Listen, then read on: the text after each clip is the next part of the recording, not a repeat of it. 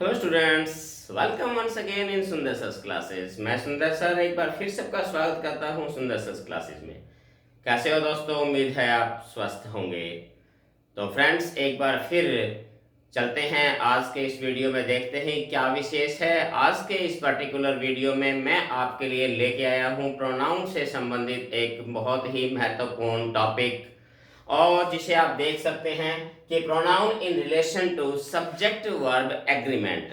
इसको थोड़ा सा अगर आप ध्यान से देखें तो हमने इससे पहले पिछली वीडियोज में हम सब्जेक्ट वर्ब एग्रीमेंट से संबंधित वीडियो जो है प्लेलिस्ट के रूप में मौजूद है, आप देख सकते हैं। इस पर्टिकुलर वीडियो में मैं आपको बताऊंगा कि सब्जेक्ट वर्ब एग्रीमेंट ना केवल सब्जेक्ट और वर्ब का आपस में एग्रीमेंट होता है, बल्कि इस प्रकार के सेंटेंसेस में आपको प्रोनाउन का प्रयोग भी जो है वो भी बहुत ही महत्वपूर्ण होता है। तो आज की इस वीडियो में मैं आपको सिर्फ यही बात बताऊंगा कि सब्जेक्ट वर्ब एग्रीमेंट के साथ साथ पोजेसिव केस अगर हम लगाते हैं या प्रोनाउन का जो हम प्रयोग करते हैं वो प्रोनाउन किस प्रकार से सब्जेक्ट और वर्ब पे डिपेंड करते हैं, यही बात आज के इस वीडियो में मैं आपको बताने जा रहा हूँ।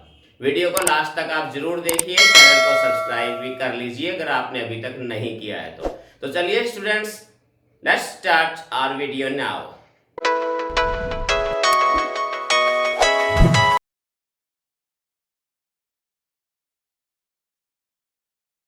तो स्टूडेंट, अगर सबसे पहले मैं बात करूं कि आज के रूल्स वगैरह की कौन कौन से हमारे पास ऐसे रूल्स या क्या विशेषताएं हैं इनमें, तो आप इसमें देख सकते हैं। पहला जो होता है कि जब two subjects are joined with, कि जब दो सब्जेक्ट को जोड़ा जाता है किससे, as well as, with, along with, together with, and not, but, in addition to, beside, except, rather than, like, unlike. अगर ये कंजक्शंस के साथ अगर दो सब्जेक्ट्स को जोड़ा जाता है तो क्या होता है, possessive case will be according to first subject.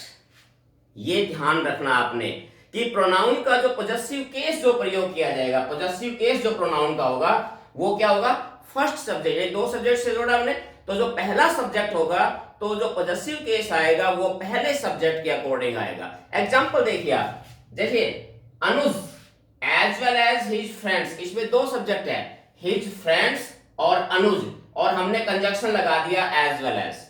तो यहां बात ये थी कि जो इनके लिए हमने पॉजेसिव प्रोनाउन लगाना है वो फर्स्ट सब्जेक्ट हमारा क्या है, अनुज, इसी के अनुसार आएगा। एग्जांपल देखिए, Anuj as well as his friends has reached there, तो यहां पर क्या है, हैज रीच्ड देयर, यहां हमने प्रयोग जो है वैसे तो यहां पर एक वर्ब्स के रूप में। नेक्स्ट एग्जांपल और देखिए इसका, my father along with brother, my father along with his brother लगा लीजिए, चलो ये पूरा हो जाएगा, हिज ब्रदर। तो यहां पर दो सब्जेक्ट है, हिज ब्रदर और माय फादर। क्या है इसमें, इज डूइंग। अब ये देखिए यहां जो पॉजेसिव है, यहां जो पॉजेसिव केस है हिज, अब ये किसके साथ लगाया गया है, ये माय फादर, पहला जो सब्जेक्ट हमारा माय फादर सिंगुलर है और थर्ड पर्सन है तो उसका पॉजेसिव ही या शी का पॉजेसिव हिज या हर होता है। तो यहां पर हमने ये इस प्रकार से यूज करना है। तो ये चीज आपने ध्यान रखनी है कि दो सब्जेक्ट्स को अगर आप इन कंजक्शंस के जरिए जोड़ते हैं तो जो प्रोनाउन का पॉजेसिव केस यूज किया जाता है वो पॉजेसिव केस हमेशा फर्स्ट सब्जेक्ट के अनुसार होगा। दूसरा रूल्स क्या कहता है, देखिए, टू सब्जेक्ट्स आर ज्वाइंट, जब दो सब्जेक्ट को जोड़ा जाता है, किससे जोड़ा जाता है, देखिए, either or, neither nor, not only but also, none but. अगर इन कॉर्लेटिव कंजक्शन से अगर दो सब्जेक्ट्स को जोड़ा जाता है तो रूल क्या कहता है, possessive case will be according to nearest subject.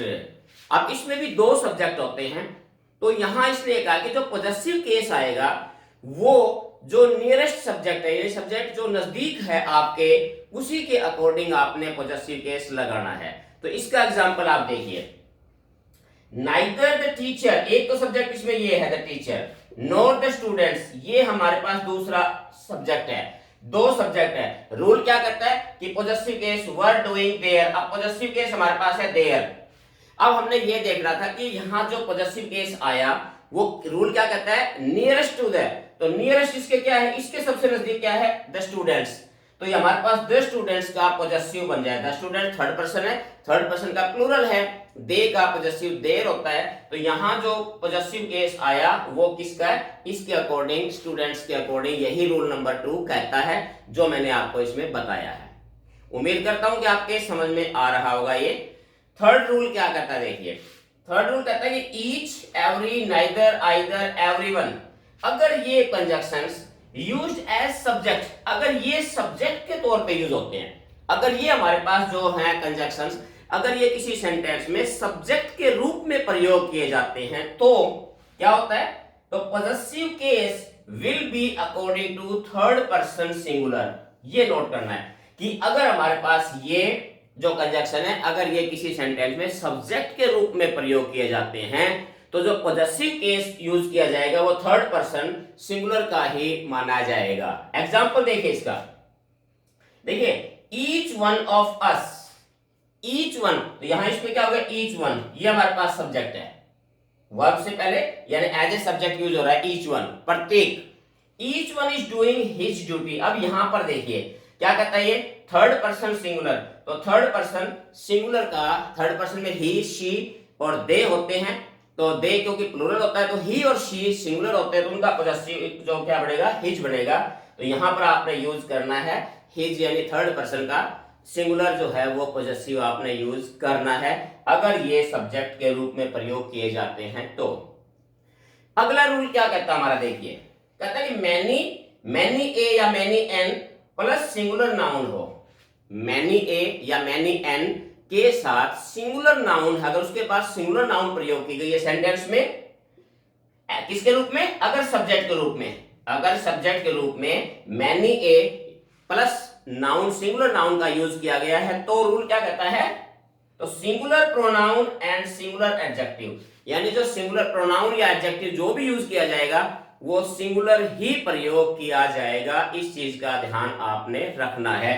Example देख सकते हैं, देखिए मैनी ए सोल्जर, अब देखिए many a as a subject use किया गया है, सेंटेंस के रूल शुरू में एज ए सब्जेक्ट यूज किया गया है, और उसके बाद सोल्जर क्या है, सिंगुलर नाउन है हमारे पास, तो रूल क्या कहता है कि इसके बाद जो भी प्रोनाउन यूज किया जाएगा वो क्या होगा, प्रोनाउन या एडजेक्टिव क्या होगा, सिंगुलर ही होगा। तो क्या कहता है, many a soldier has met his, ये देखिए यहाँ पर हिज क्या है हमारे पास, सिंगुलर है ये, तो सिंगुलर पॉजेसिव प्रोनाउन है तो इसी का प्रयोग यहाँ हमने करना है। नेक्स्ट रूल देखिए स्टूडेंट्स क्या है इसमें कि कलेक्टिव नाउन्स, जो हमारे पास कलेक्टिव, बहुत ही इंपॉर्टेंट टॉपिक है ये, इसे पॉइंट आपने ध्यान से देखना है कि कलेक्टिव नाउन जैसे कमेटी है, ज्यूरी है, थीम है, जो भी कलेक्टिव नाउन्स हमारे पास होती हैं, अगर वो कलेक्टिव नाउन एक सब्जेक्ट के तौर पे प्रयोग, सब्जेक्ट सेंटेंस के अंदर अगर सब्जेक्ट के रूप में यूज की गई हैं तो उसके और क्या होता है इसमें अंदर, एक चीज ध्यान रखनी इसमें, अगर वो एक सिंगल यूनिट, ये चीज आपने ध्यान रखना है, अगर वो एक सिंगल यूनिट के रूप में, पूरी एक इकाई के रूप में अगर वो काम कर रही है तो वहां पर क्या कंडीशन होती है, तो सिंगुलर प्रोनाउन और एडजेक्टिव इज यूज्ड। फिर सुन लीजिए इस पॉइंट को थोड़ा सा ध्यान से कि अगर कोई कलेक्टिव नाउन किसी सेंटेंस में सब्जेक्ट के रूप में काम करते हुए अगर एक इकाई के रूप में, एक सिंगल यूनिट के रूप में अगर काम करती है तो इसके बाद जो प्रोनाउन या एडजेक्टिव यूज होगा वो हमेशा सिंगुलर ही प्रयोग किया जाएगा, इसको ध्यान आपने रखना है। और अगर वही हमारे पास कलेक्टिव नाउन अगर वो व्यक्तिगत रूप में या फिर एक इकाई रूप में ना होकर बल्कि विचार भिन्नता के रूप में, अलग अलग के रूप में या विभाजित रूप में अगर प्रयोग की जा रही है तो उसके साथ आपने ध्यान रखना है, उसके साथ आपने एडजेक्टिव या फिर प्रोनाउन जो है वो प्लूरल ही यूज आपने करना है। ये दोनों पॉइंट बहुत ही महत्वपूर्ण है, आपने दिमाग में रखने हैं। दोनों के एग्जाम्पल आप देख लीजिए पहले। यह देखिए क्या कहता है, the jury has given it's verdict. अब इसमें देखिए ज्यूरी, ज्यूरी हमारे पास क्या है, ज्यूरी हमारे पास एक कलेक्टिव नाउन है और यहां पर क्या है, हैज गिवन इट्स वर्डिक्ट, यहां हमने यूज किया गया इट्स जो कि सिंगुलर प्रोनाउन है ये हमारे पास। क्यों, क्योंकि ज्यूरी यहाँ पर एक इकाई के रूप में काम करे, जो भी उसने डिसीजन दिया है या जो भी कुछ कहा है वो एक मत होकर एक इकाई के रूप में, तो यहां हमने क्या यूज किया, सिंगुलर हमने प्रोनाउन का यूज किया। अब दूसरा, इफ यूज्ड एज इंडिविजुअल, अगर यही हमारी जो कलेक्टिव नाउन है अगर व्यक्तिगत रूप में या विचार भिन्नता के रूप में अगर प्रयोग की जाती है तो फिर क्या होता है, देन प्लूरल प्रोनाउन और प्लूरल एडजेक्टिव का प्रयोग इसमें किया जाता है। इसके एग्जांपल देखिए, जैसे the team are divided in their opinion. अब यहां पर क्या हो गया, टीम हालांकि कलेक्टिव नाउन है, सब्जेक्ट के रूप में प्रयोग हो रही है, बट यहां क्या है, यहां टीम जो है वो विभाजित है, डिवाइडेड है, विभाजित है, मींस एक मत नहीं है, इसलिए यहां पर हमने यूज भी क्या कर दिया, प्लूरल हमने प्रोनाउन का यूज इसमें किया है। ये पॉइंट में आपको जो है सब्जेक्ट वर्ब एग्रीमेंट के अंदर भी मैं आपको बता चुका हूं, वहां सिर्फ संबंध था कि वर्ब से संबंधित था कि वर्ब हमारे पास क्या है। यहां एक बिल्कुल से अच्छी पहचान है, यहाँ एक हिंट भी है, अगर आप ट्रिक है जो देखना चाहें तो थोड़ा सा ध्यान रखिए। अगर बात प्रोनाउन की करते हैं तो यहां देख लो, अगर यहाँ पर सिंगुलर वर्ब आ रही है तो आपने वर्ब जो एडजेक्ट प्रोनाउन यूज करना है वो सिंगुलर करना है। अगर यहाँ पर आपके पास प्लूरल वर्ब है तो आपने प्रोनाउन भी प्लूरल करना है। ये एक सिंपल सी ट्रिक है प्रोनाउन को यूज करने की, बिल्कुल आसान है। अगर आप देख लो कि उससे पहले वर्ब सिंगुलर है तो प्रोनाउन भी सिंगुलर, वर्ब अगर प्लूरल है तो प्रोनाउन भी प्लूरल। बिल्कुल सिंपल सी ट्रिक है, ये दोनों पॉइंट को आपको क्लियर करने के लिए। नेक्स्ट देखिए, कहता है अगर two singular nouns added by and